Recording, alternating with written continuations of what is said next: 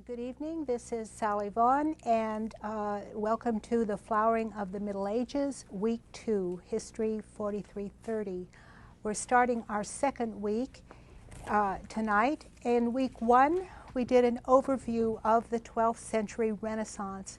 We looked at changes in mentalité, the discovery of the individual, which is very important in terms of the psychology of the medieval Renaissance. We looked at a new humanistic view of Christ on the cross, a symbol that God loves mankind and man is made in God's image and man can aspire to be godlike. We saw a new view of Mary as the ideal model of a woman, a mother's love, the merciful judge, tender, gracious, and loving.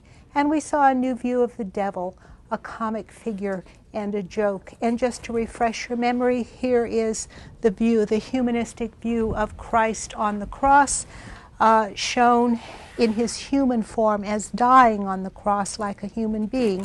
Here is Mary shown as the beautiful and merciful, loving mother. And here are Jesus and Mary shown as equals, in fact. And there's a new sense of equality for women, as we'll see later on as well. And here is the devil as a joke. And here you can see him in this little comic figure on the left. There was a new confidence in the powers of human beings. There was a sense that we can know all knowledge, and Thomas Aquinas actually compiled all knowledge into one text. St. Anselm said that human reason can discover God. People felt that God was on their side and that they could do anything. They felt this extreme confidence.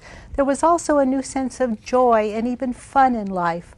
Art and life are infused with fun and games and joy. And here is a little comic figure on the top of a Capitol, which is typical of the 11th century.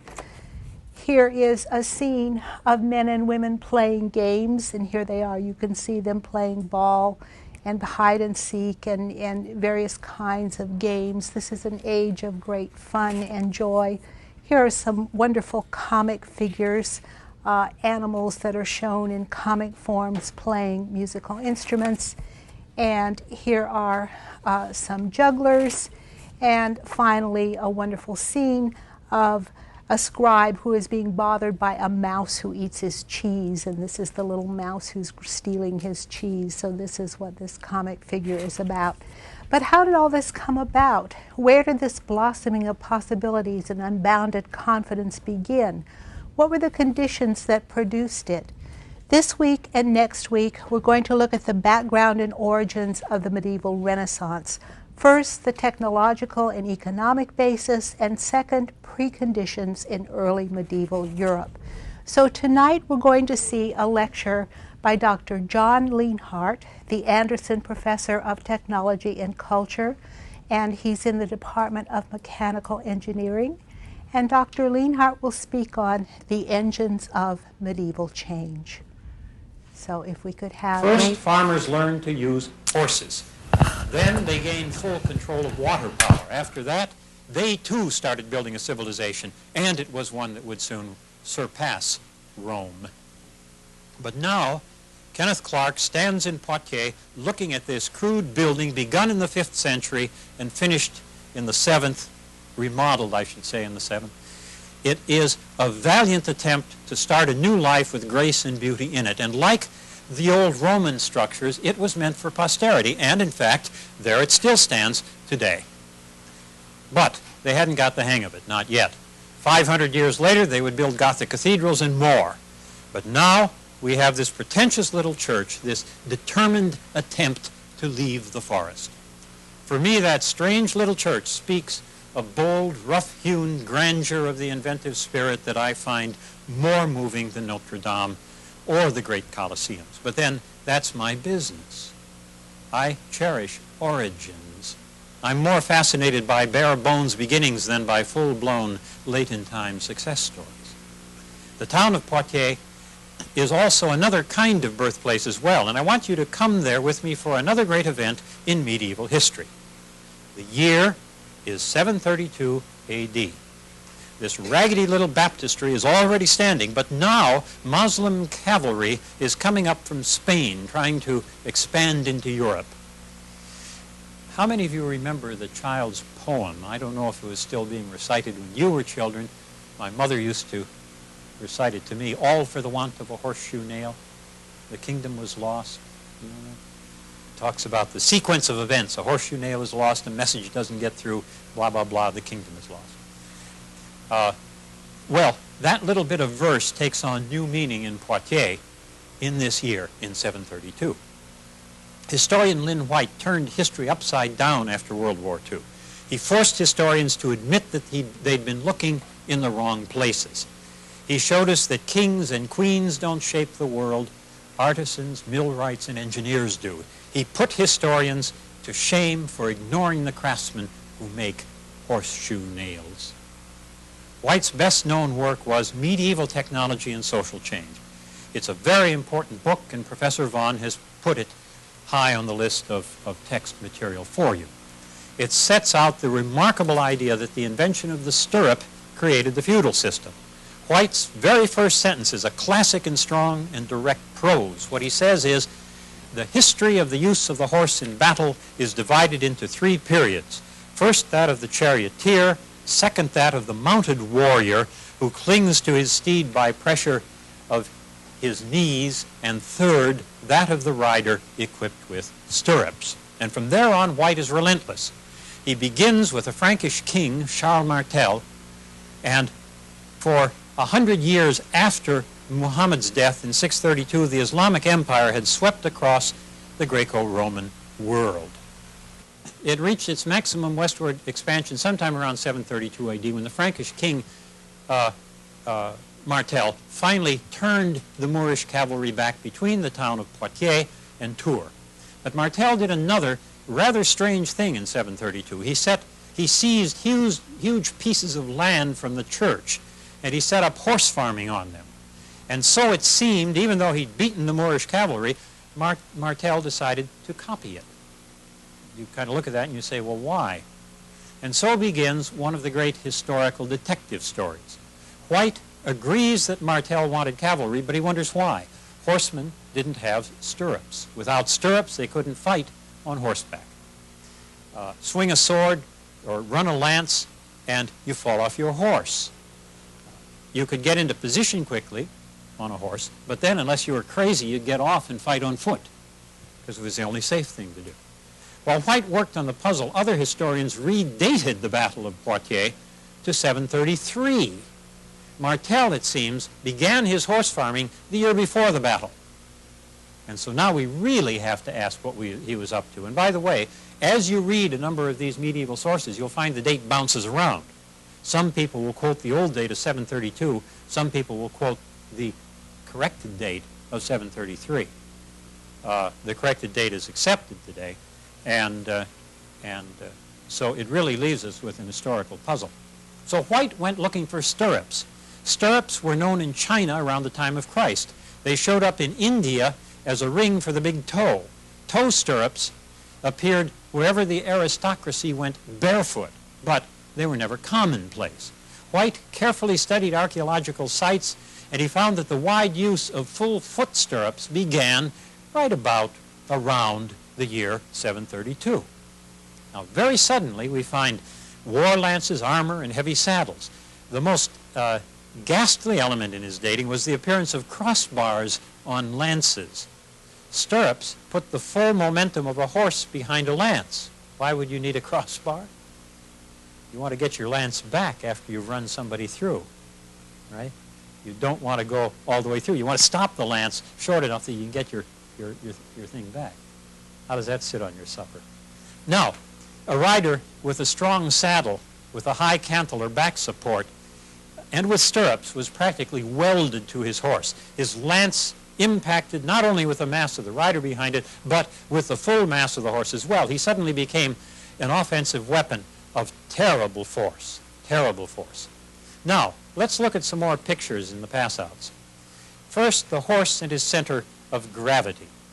Any load that you put on a horse should pass through this point, which is the center of gravity of the horse. In other words, the center of gravity, if it's the center of gravity of the rider, should be over the center of gravity of the horse. If you're pulling a load, it should pull through that center of gravity point, and so forth. Now, let's look at a horse with a horseman with a lance and see what's going on here.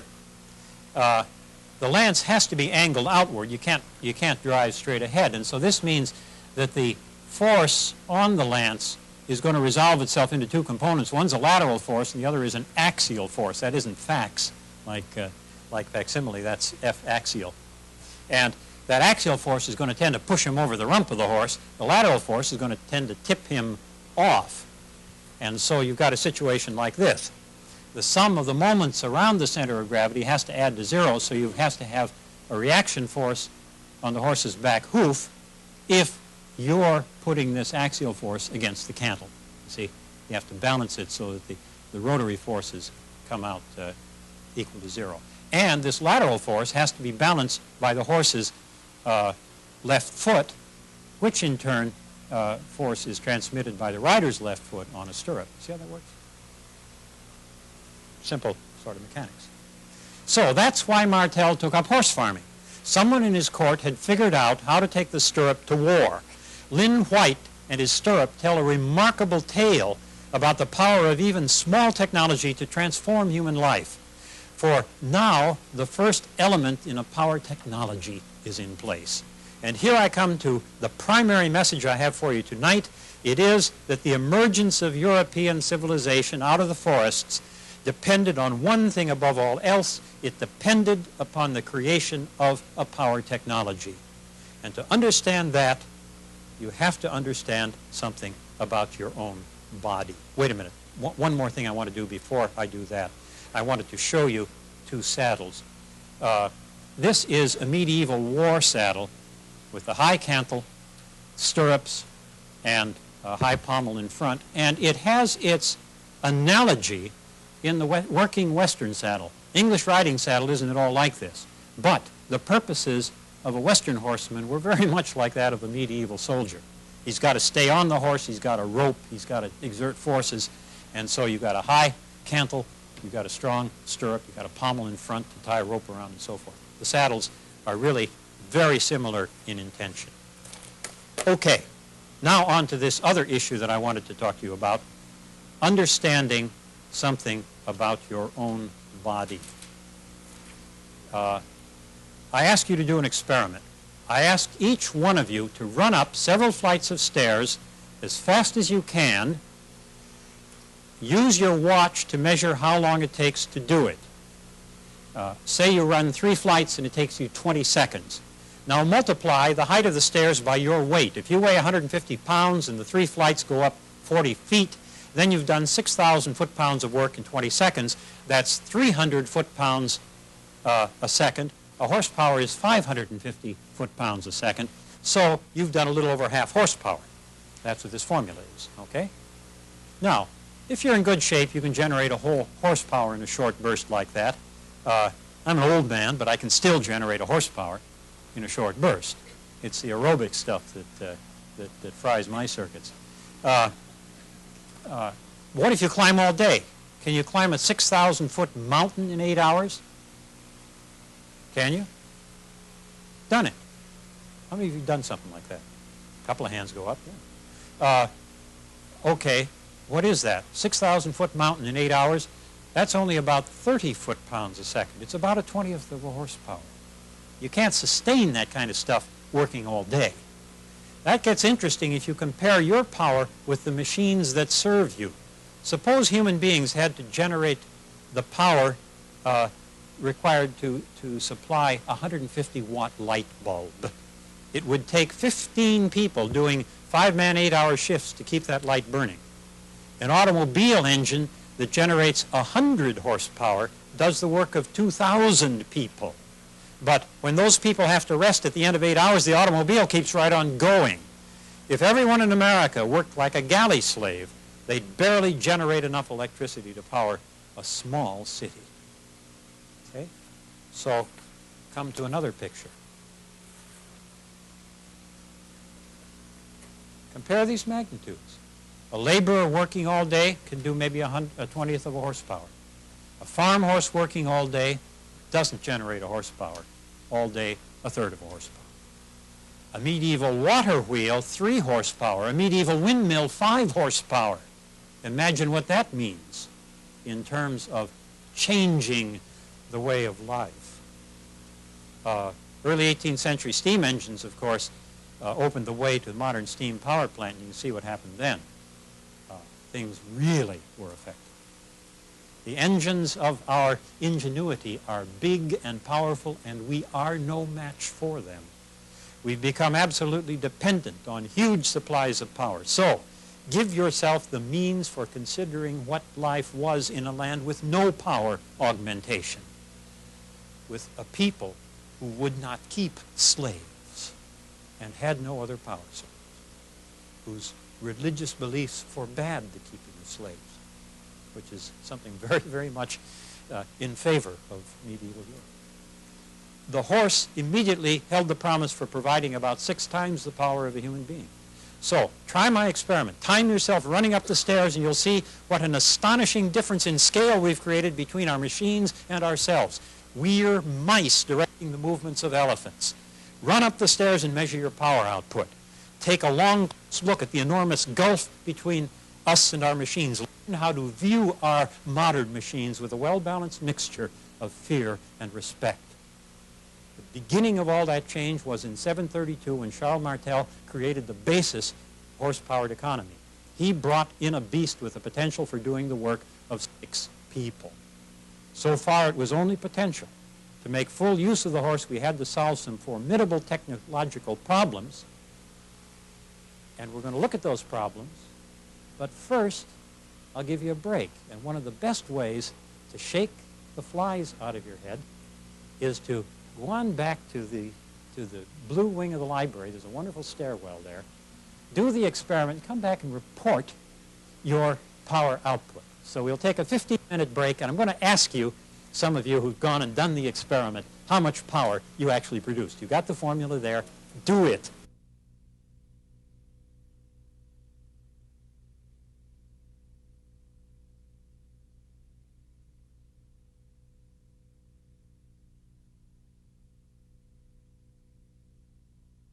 Now, a few of the people here did the experiment.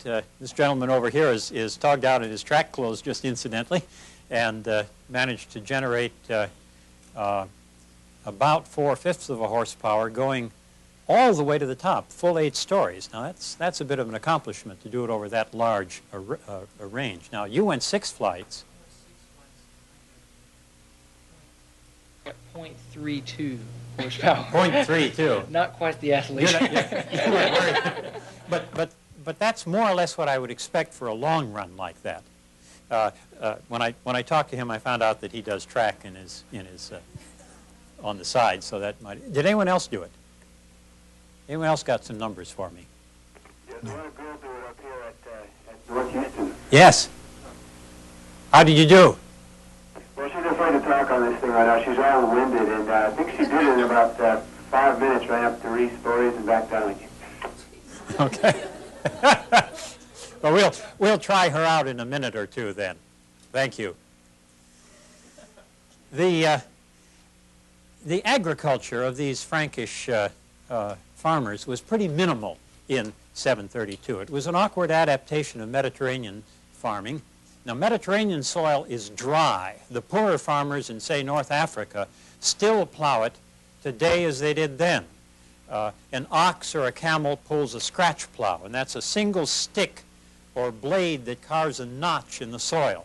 They pulverize the soil by cross-plowing 2 rows of grooves perpendicular to each other. Jacob Bronowski looked at the scratch plow in his wonderful TV series, The Ascent of Man, and he called it a lever to lift the earth. To help you see why, I've included a little force diagram in the pass-out. And in fact, for some of you who are engineers and want to see a little bit more of the story, I tacked this little gadget on the bottom which shows you how the forces close. The farmer force exerts a force downward. Let me come back to this one. Exerts a downward force on the handle, and a somewhat backward force. Here is the pull of the horse, which just isn't quite equal in this direction to the force of the soil. The farmer provides the rest. So it's sort of a balancing act, you see. And it's a lever that operates around this point as a fulcrum. Now, the problem is the wet northern European soil didn't pulverize that way. You couldn't just carve one notch in the ground and then cross plow to create a sort of broken up soil. Instead, you had to turn the soil over as you plowed it. You needed a much heavier plow to get away with that. Here is European heavy plow. You need a coulter or a knife blade to cut the soil, and then you have a share, which is the cutting edge of the mold board, which then cuts deeper into the soil, and then the mold board is twisted like a propeller blade, and it turns the soil over and lays it upside down. It took as many as 8 oxen to pull a heavy plow. Several families would work cooperatively. Each one supplied 1 ox. The farms had to be small because oxen move slowly. They had to be near each day's plowing. This was a poor farming technology. It left little surplus. People had to spread out over the countryside, balling themselves into little groups of 8 people with 8 oxen. There was very little urbanization. There were few benefits of city life. Replacing oxen with horses was tricky business. Horses never had been used for heavy load hauling. That was for oxen. The ox is built so you can fit it with a shoulder yoke constrained across its chest. Now, when people harnessed horses for load hauling, they tried to rig them the same way they'd always rigged oxen. But horses are built very much differently. When you hitch a horse to a plow this way, the load runs too far above his center of gravity. Remember, the center of gravity is down here someplace. And here's the load coming way up here. It pulls him off balance. It pulls his front feet off the ground so he doesn't get traction. Beside, the horse's windpipe is exactly where his major pulling force is exerted. So if he pushes it all hard against this, he strangles himself. He can only exert about 1/4 of his full pulling capability in this kind of a yoke.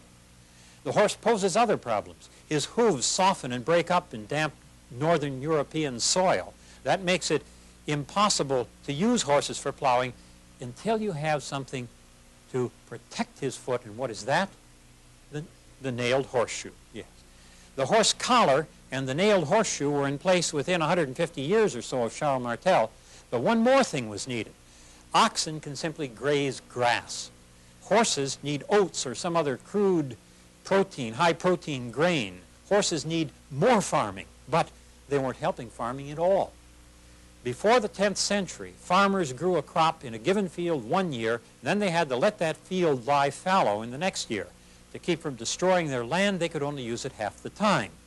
In the 9th century, they discovered that fields could be used on a twice every 3 years basis if the crop was switched in each planting, and this led to the 3-field rotation scheme that you see here. Under the 3-field rotation scheme, each field is active 2/3 of the time instead of 1/2. The extra food grown in the spring not only supplies horses, which can now be used for plowing, it also supplies the humans with more food and a better diet than they had before. The 3-field rotation scheme made it possible to feed farm horses as well as humans. You may remember the old English nursery rhyme about the spring planting. Do you, do I, does anyone know how oats, peas, beans, and barley grow? Do you know that one? And very, very important shift in human economy. But there was a problem. The horse was now in position. He could greatly expand the extent of land that you could farm. He could work 2 or 3 hours longer each day than an ox could. And with the horse collar, he could now deliver about 50% more power than an ox. And here's an important one. He could get out to the field for a day's plowing much faster than an ox could. The medieval farmer, you'd see him go into the field. He'd probably be sitting on his horse, and the horse would be going along at a trot. not a very comfortable way to ride. He was probably riding him bareback.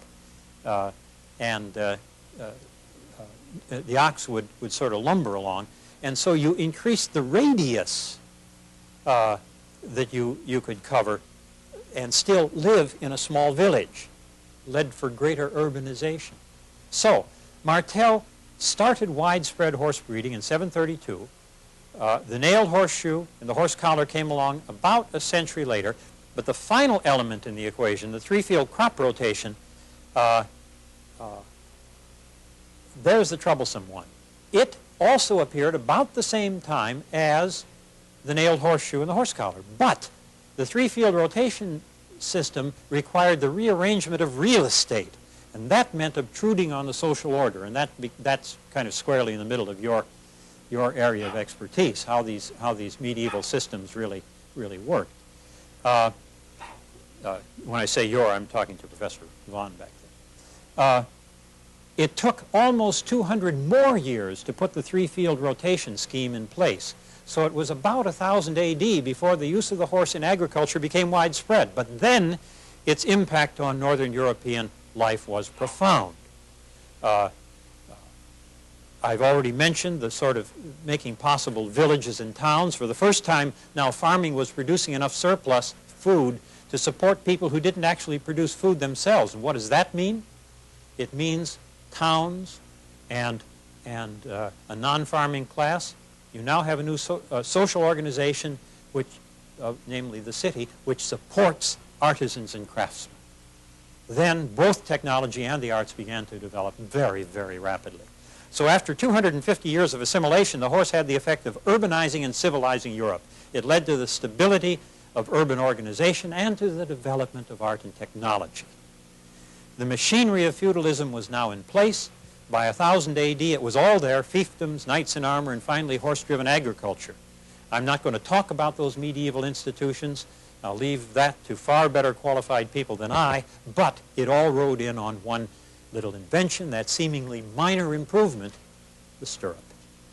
By the year 1000 AD, a new class of medieval craftsmen had come into being, and a major issue that these masons and smiths faced was finding power to run their mills, their saws, their other equipment.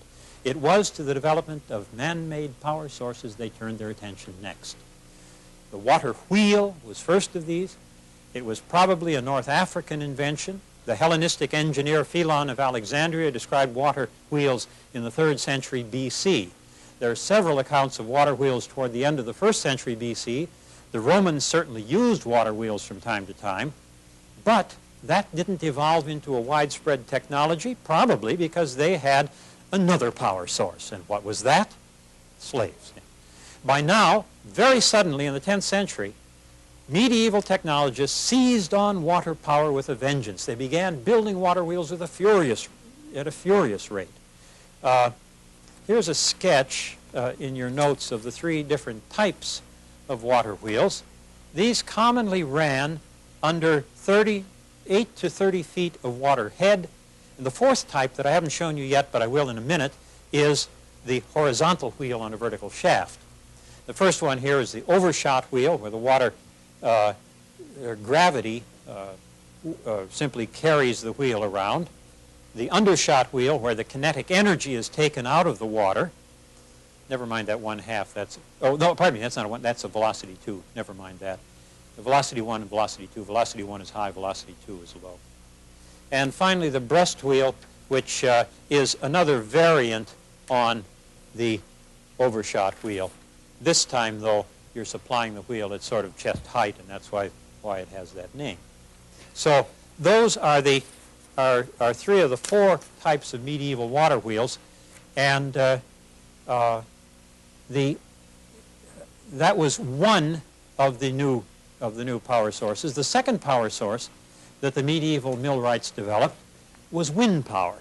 Now, people have argued whether windmills first arose in the Mideast or Northern Europe. You can find some pretty good evidence on both sides of the argument.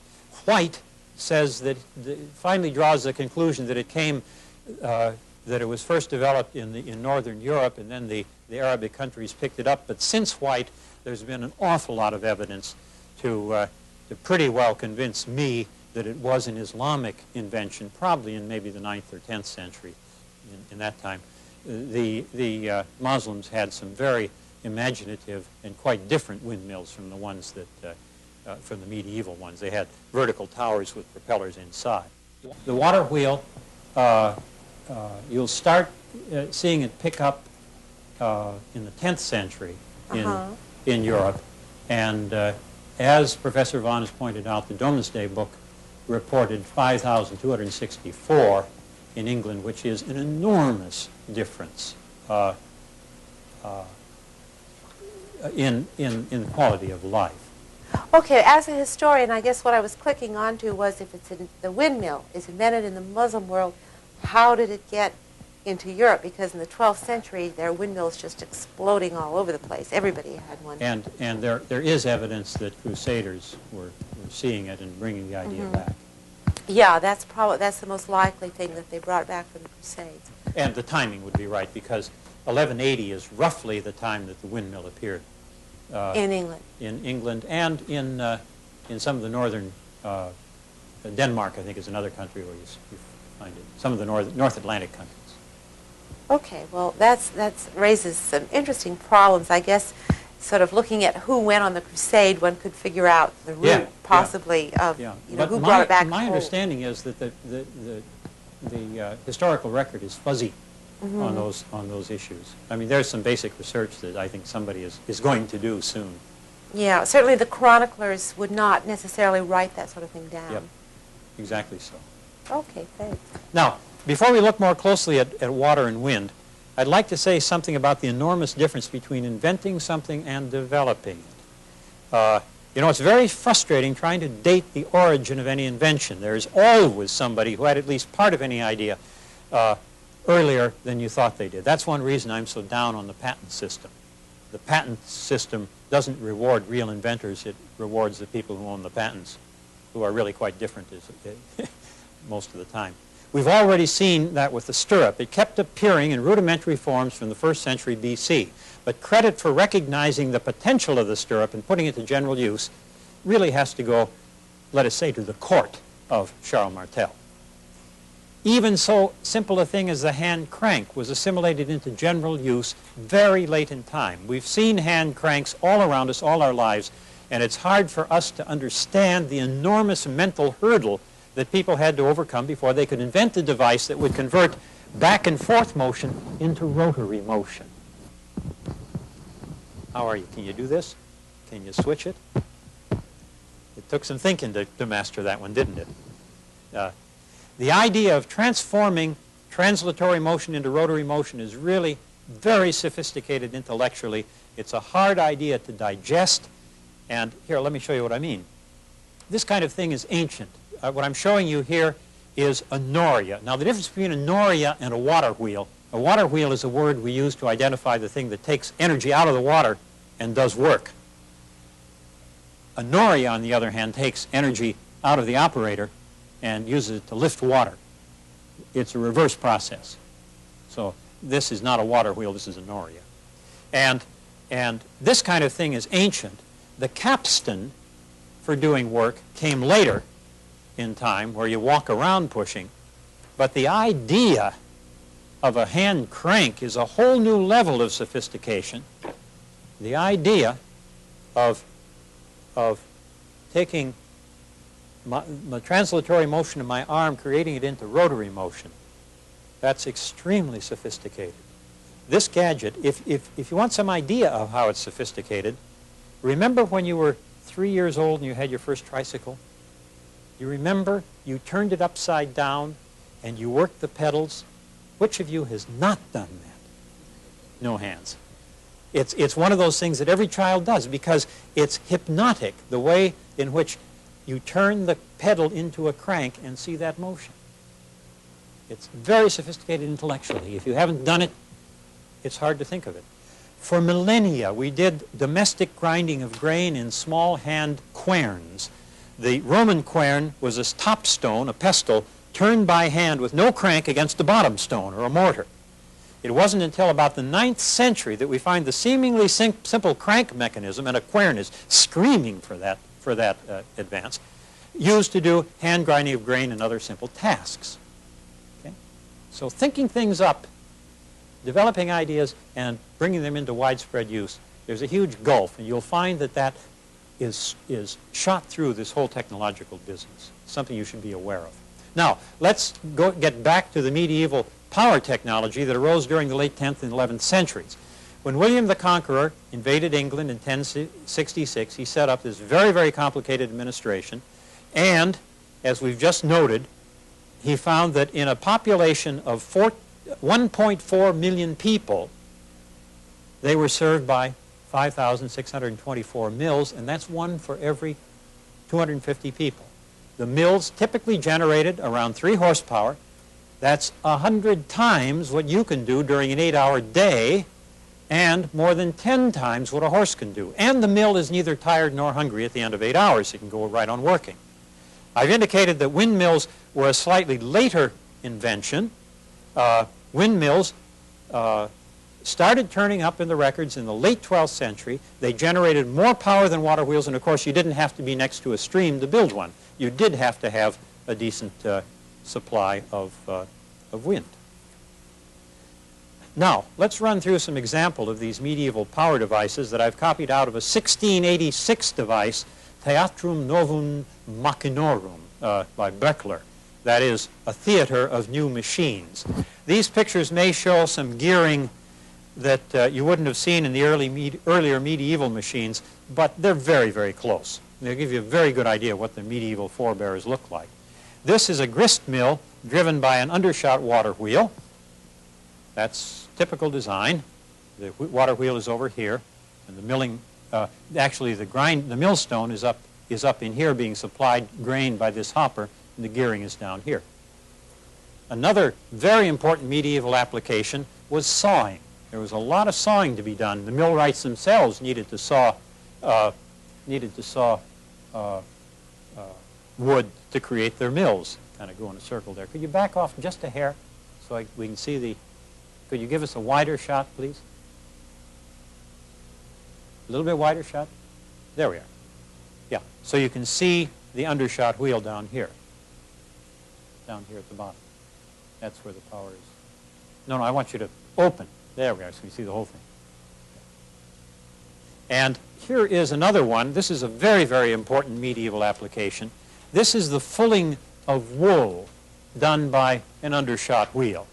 What you had to do with wool was you had to degrease it, and you had to pre-shrink it. And that took like maybe 14 hours of pounding in hot water, pounding and hammering in hot water. It was an enormously labor-intensive job, and you really expanded the availability of clothing once you were able to use water wheels to do that terrible back-breaking work. Now, here's an application that arose just a little bit further down the road, and it's prophetic. It tells a lot about what widespread power technology eventually did to the medieval world. Can you figure out what you're looking at here? Can somebody tell me what this is? Well, you got it right in front of you. I guess it's no secret. This is a paper shop. You've got a bunch of drop hammers here that are pounding. See these balls down in the corner? Those are rag balls. And they're pounding those into fiber slurry. And here the slurry is in a big vat. This guy takes a screen, he puts it down, pulls it out of the vat, gives it a little shake, and the fibers lay themselves down and form the paper, and then you hang the paper up to dry. As technology freed people's hands, literacy and writing spread, and so did the need for paper, but a little more on that later.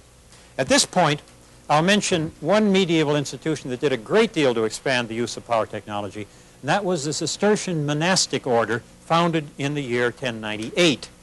St. Bernard took over the order 14 years later, and he moved it in a direction that would complete the change that European civilization would complete the change of European civilization that the water wheel had begun. The Cistercians were a strict branch of the Benedictine order who fled worldly commerce to live, and I quote, remote from the habitation of man.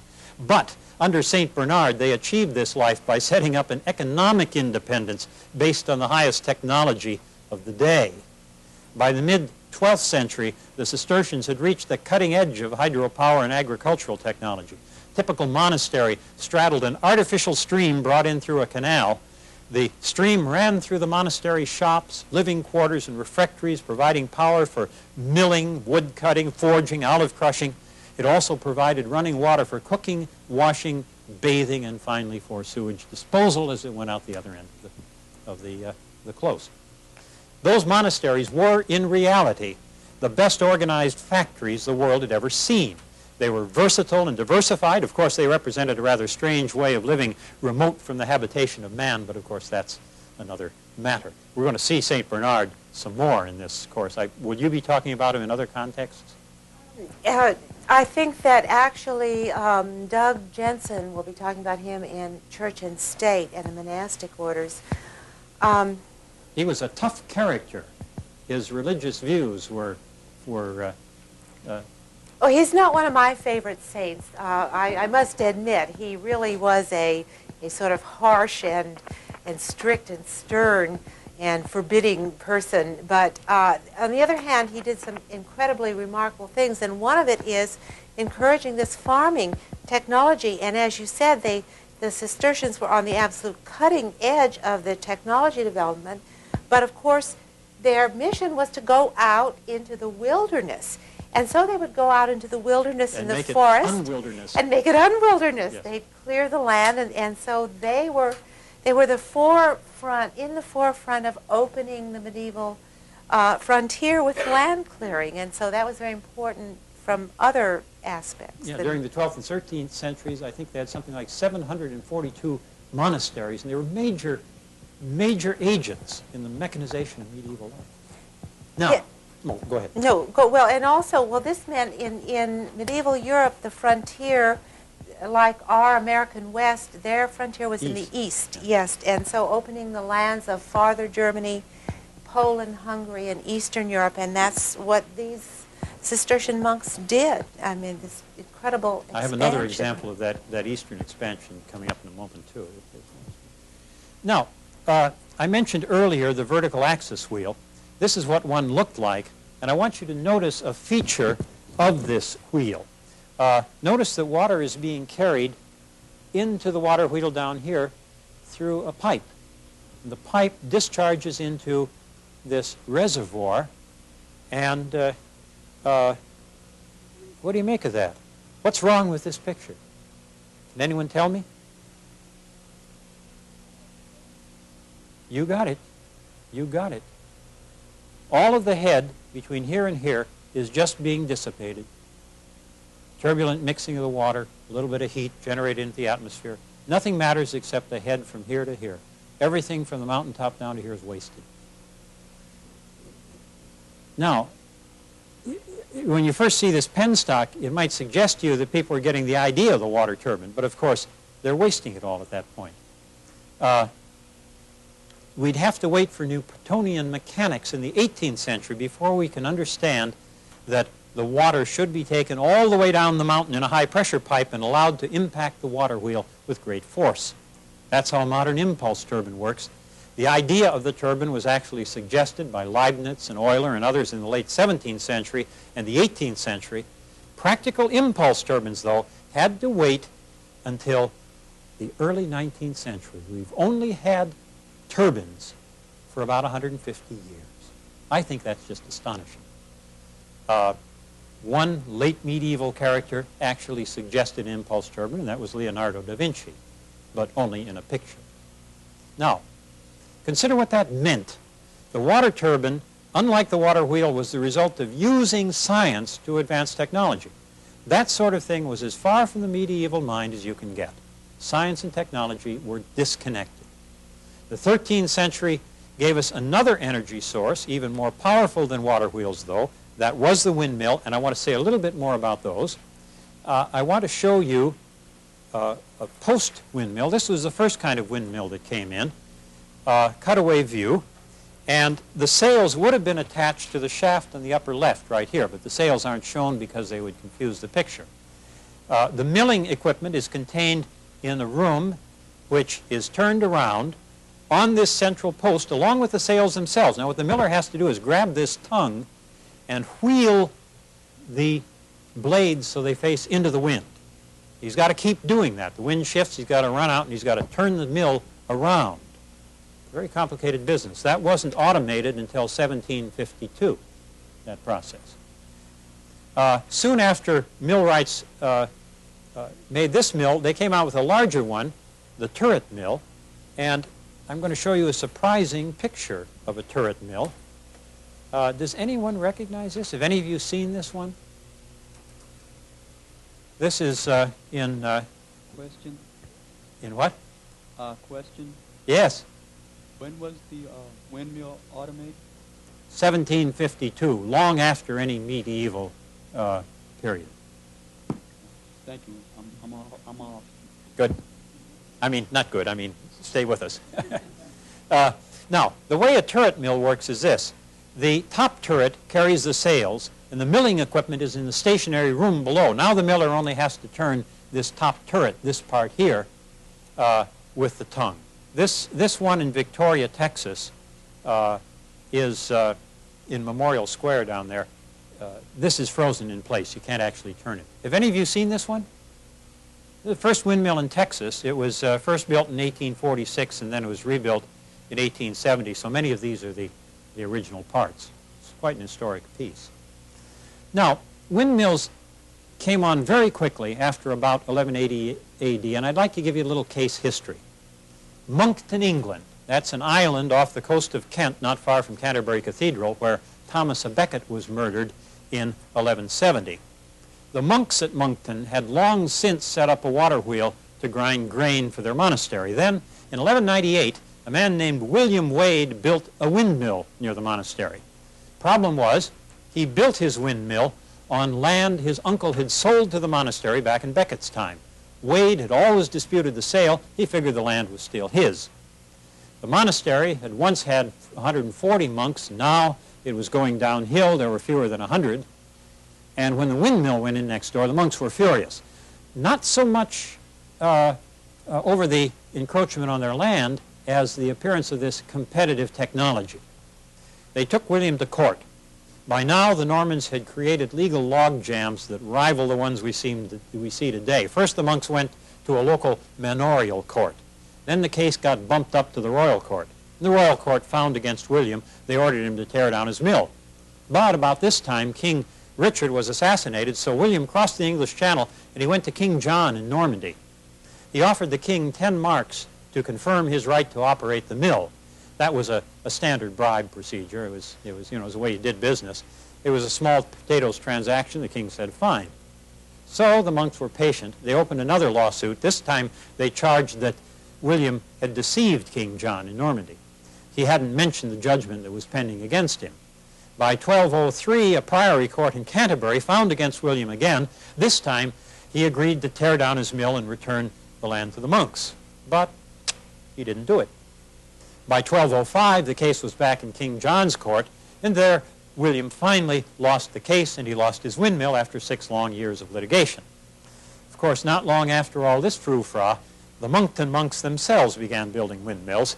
In fact, while all the fuss was going on, there was a group of nuns near Canterbury who'd already begun building their own windmill.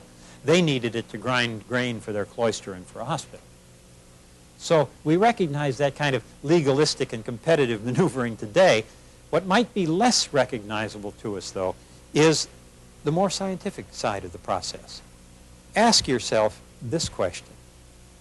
Look at all this modern-day legal hoop-de-doo and push-pull and economic competition that's going on. But then ask yourself, what drives a windmill? What invisible efficacy comes out of water or comes out of the wind to grind grain? The wind still captures our imagination very strongly even when we know about air and kinetic energy and forces. A little word game, though, gives us a startling insight as to what was going on in the medieval mind. Every ancient tongue used the same word for breath, for wind, and for soul. In Sanskrit, that word is Atman. In Latin, it was either spiritus or anima. In Hebrew, it's rauch. In Greek, it's pneuma. Rauch comes back as the German word for smoke. You see pneuma in air-related words like pneumatic. The Russian word for spirit, duch, D-U-H, duch. You can hear it. Duch has many wind-related cognates. Duchovny instrumenti means wind instruments.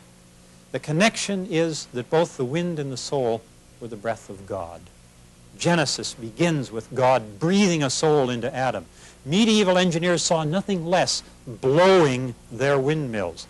The power source was mysterious. And by the way, there are some historians who think the windmill itself was derived from the prayer wheels that Buddhists spun with sail-like propellers, and even sometimes still do today. By the way, are there Arabic speakers in the room? Rech and rach. There are two words that are very similar. One is breath and one is spirit. Did two words like that click in your mind? Somebody was telling me. I don't know. Wind or breath or spirit.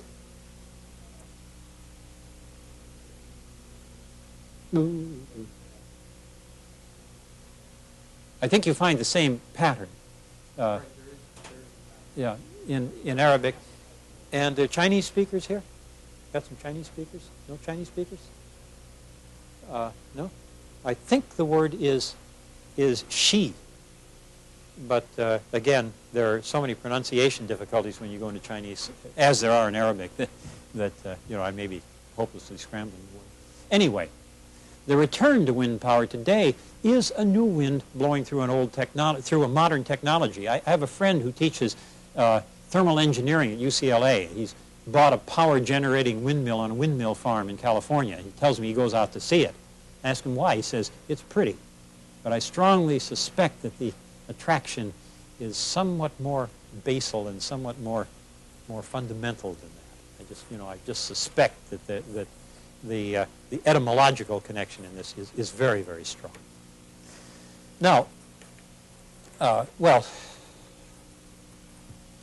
you know how that works in your mind. You've looked at these things and thought to yourself, isn't that pretty? As you've driven across the western United States, where they still use these where there's no electricity. In any case, pretend you're a medieval engineer. It's clear to you that the actual source of power is mystical, and you want all the power you can get. Water and windmills have only whetted your appetite. What can you do? Your mind looks for a perpetual source of power, free power. You look for perpetual motion. You look for perpetua mobile. You look at the windmill. It turns and turns until the wind, that mystic spirit source, stops. Then later it turns some more. Perpetual motion obviously is possible. You just haven't figured out how to make it work anytime and anywhere. The first and most basic of all perpetual motion machines was the overcentered wheel. The Indian mathematician Bhaskara first suggested it in 1159 AD. The Arabs picked up the idea, and finally around 1243, the medieval engineer Villard d'Honnecourt, who I'll say more about in a moment, described it in the West. Now, let me show you how this works. I built one. I figured that it's not enough just to talk about perpetual motion machines. I got to be the only mechanical engineer you've ever met that's actually built a perpetual motion machine. Let's see how it works. Now, if you look at these little gadgets here, they're off balance, aren't they? These ones are hanging outward, so there's more torque. There's torque tending to pull the wheel around. So if I let go of it, it will turn of its own accord. Perpetual motion. You witness perpetual motion. Ooh, this one didn't quite get over, did it? Ah, it did it again. Oh, what have I done wrong? I guess I've got the proportions not quite right. Yes, that's it. The proportions aren't quite right. That's important. That's important. It's important. It should work. You don't know the principle of conservation of angular momentum. You don't know why it cannot work. Now, let me show you another thing about this gadget. I want you to listen to the sound and describe it for me. I'm going to set it spinning very fast.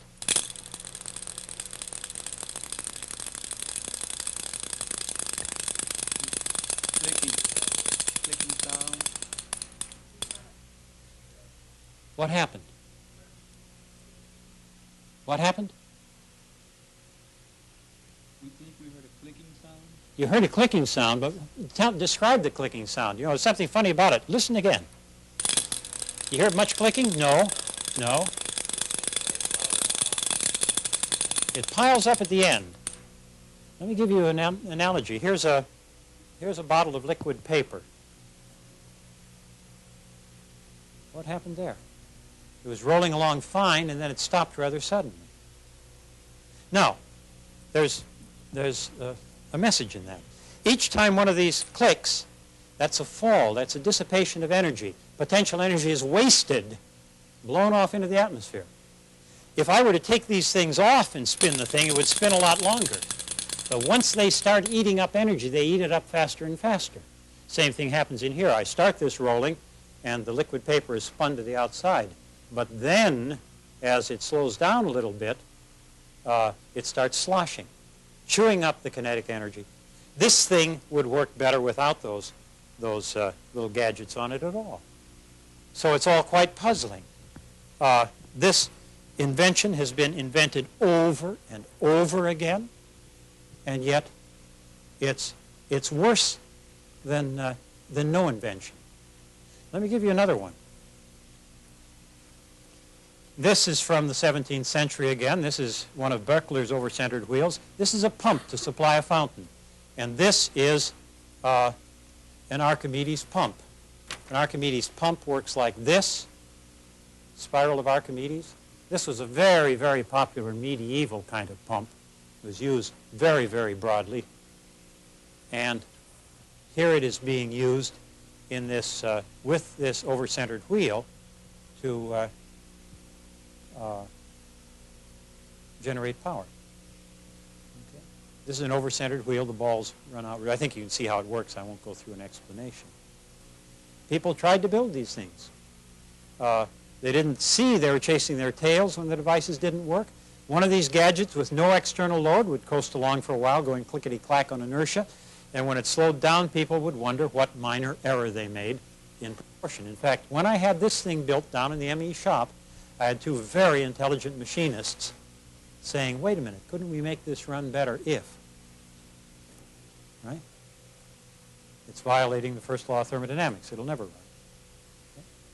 Failure teased people. Success always seemed to be one step further down the road. Now, my point is that you must not underestimate the richness of the medieval imagination or the place of power and the wind in that imagination. It produced some patently unrealistic machinery, but it also produced wonders. Let's try this one on for size. 12th century English historian William of Malmesbury. Is somebody going to do Malmesbury here in the course of things? Is he one of the characters who will appear? One of the great chroniclers? It's sort of hard to tell at this point just exactly how it's all going to fall together, but probably I'll mention him. Good. Since I work in that time. He was an historian who was recording an event that took place just after the year 1000, maybe 150 years before him. He tells us in these words about the Anglo-Saxon monk Aylmer of Wiltshire Abbey. Aylmer was a man learned for those times, and in his youth had hazarded a deed of remarkable boldness. He had by some means, I scarcely know what, fastened wings to his hands and feet, so that, mistaking fable for truth, he might fly like Daedalus, and, collecting the breeze on the summit of a tower, he flew for more than the distance of a furlong. But, agitated by the violence of the wind and the swirling of air, as well as by awareness of his rashness, he fell, broke his legs, and was lame ever after. He himself used to say that the cause of his failure was forgetting to put a tail on the back part. This almost unknown monk actually achieved a modestly successful glider flight over a distance of 2 football fields, including the end zones. And the story is given credence by the fact that Aylmer eventually crashed because his glider didn't have a tail to provide lateral stability. And that any glider would require such a control. It's absolutely convincing story. Absolutely convincing story. There's a wonderful picture by Goya. This is only 200 years old. But if you look at this Goya picture, you will find that he perfectly catches the description of William of Malmesbury's Aylmer. No tail, wings to his hand and feet. I mean, it's a perfect representation of what you read about. Anyway, and the other thing, by the way, was that Ibn Firnas and Aylmer both lived during golden ages of intellectual freedom. The court of Baghdad in its early years was a wonderful intellectual center, and the Benedictine monks were really quite open in that period, and they saw God as the master craftsman. And that connection, by the way, is where I'd like to go next, this notion of the master craftsman.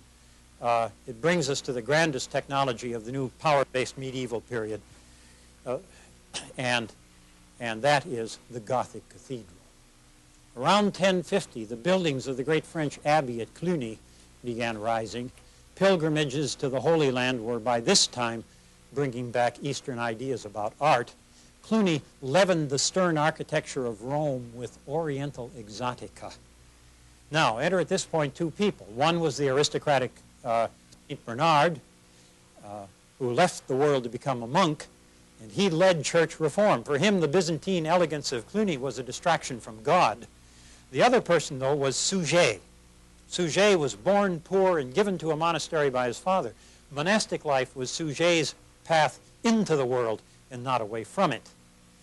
Bernard became the leading theologian of his time. Suger became the politically powerful abbot of Saint-Denis Monastery. In fact, he was ruler of France later in the game. But Suger made monastic reforms that satisfied Bernard. The two were nevertheless very, very far apart in spirit. Artistic and architectural elegance didn't distract Suger from God. It led him to God. In fact, he was quite explicit about that. He said, we could only come to understand absolute beauty, which is God, through the effect of beautiful things on our senses. The dull mind rises to truth through that which is material. And that was a peculiar break with a lot of the Platonic medieval thinking. So late in life, Suger set in motion the construction of a new kind of church building with ribbed vaults, pointed arches, exterior buttresses, spires, stained glass windows, and interior light. In 1137, his people began reshaping the church of Saint-Denis into the first full-blown Gothic structure. It was less flagrantly ornate than Cluny, less massive in appearance. In the very lightness of its being, it summoned up some vestige of the clean austerity that Bernard wanted, and yet it was also the grandest single step forward that architecture has ever seen. For Suger, it was also a theological statement. Geometrical harmony, he said, is the source of all beauty because it exemplifies the laws by which divine reason made the universe itself. This one is Rouen Cathedral, but it will do. I doubt that Suger ever actually designed anything himself, yet he was a magnificent arbiter of design. And you need only walk through any Gothic cathedral to believe with him that material beauty really is a glimpse of the face of God. I took this picture 2 weeks ago, and I tell you I was shaken by that place. I was physically shaken. It was an experience. Gothic cathedrals combined immense size with a delicacy of balance and detail you have to see to believe. It was 1960 before any building in London rose as high as Strasbourg Cathedral. We made no building that high anywhere until 100 years ago.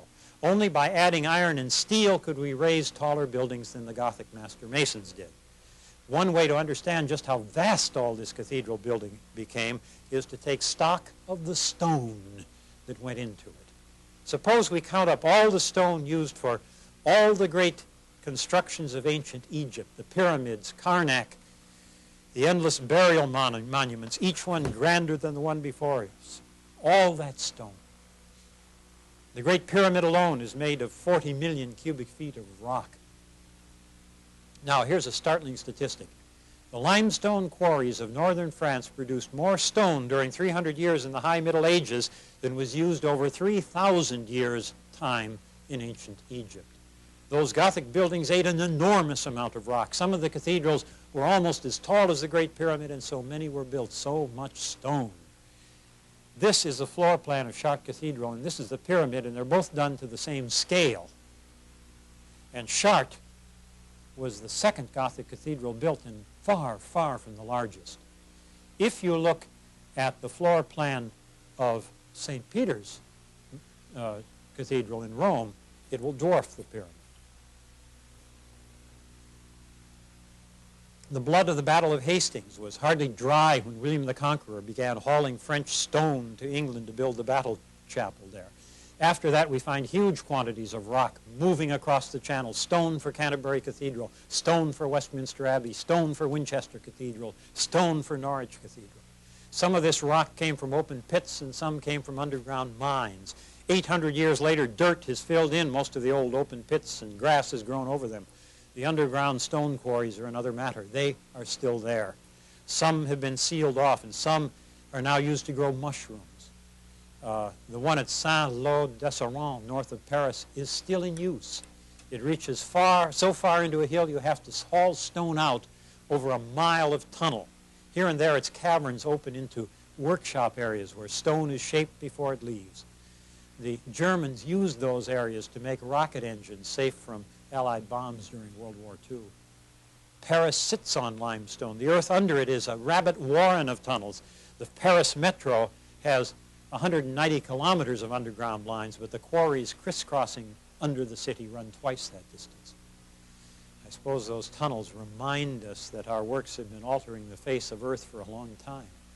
The flight of imagination that flung Gothic cathedrals into the sky are rooted very, very deep in the earth. Many of those buildings still remain, but so do the empty cocoons they were taken from.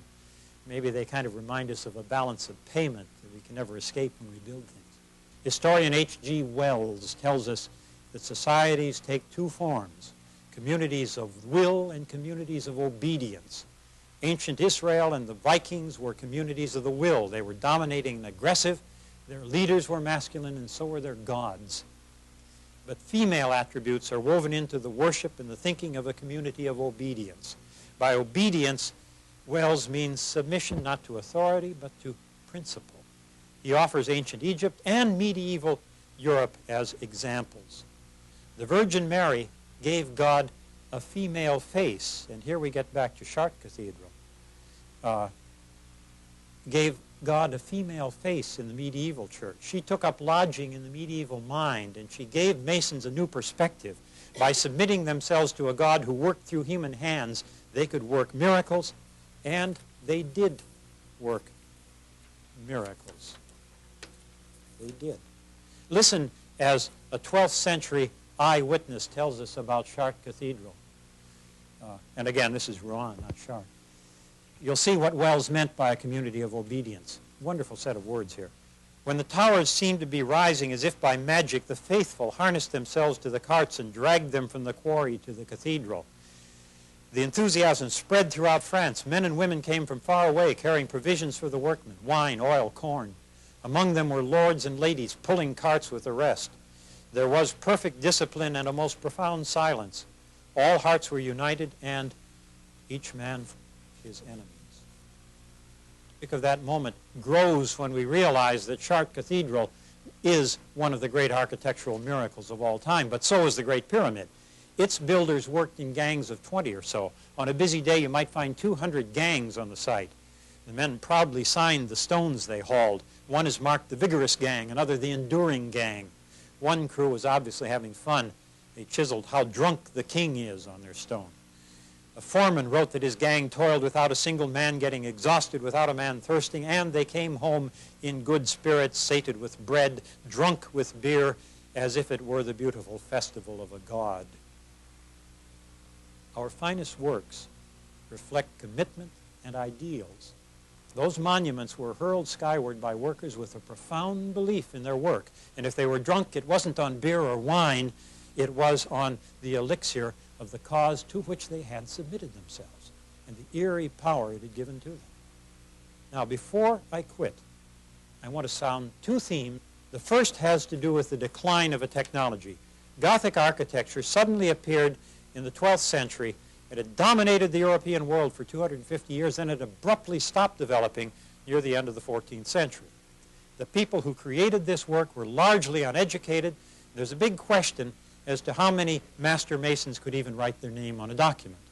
Professor Vaughan has been telling me that new scholarship is perhaps expanding the number of literate in the medieval period. But certainly the Masons didn't know formal geometry. It's unlikely that they made any calculations. Working drawings as we understand them hadn't been invented. They didn't have drawings when they made these things.